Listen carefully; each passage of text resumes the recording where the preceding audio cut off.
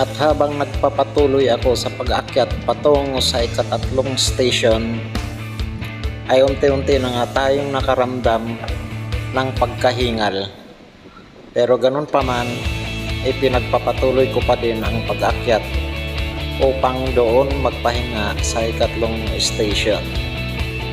At dito nga nakaramdam ako ng pag-uga ng naturang footbridge sa tuwing may dumadaan ng mga malalaking sasakyan.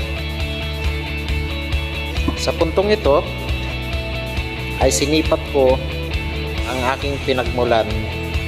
Tinanaw ko din ang mga sasakyan na nagsisipagdaan sa ibaba ng aking kinaroroonan. Tumingin ako mula kaliwa hanggang sa kanan habang habol ang hininga dahil sa tuloy-tuloy na pag-akyat mula ibaba hanggang dito sa ating kinaroroonan. Matapos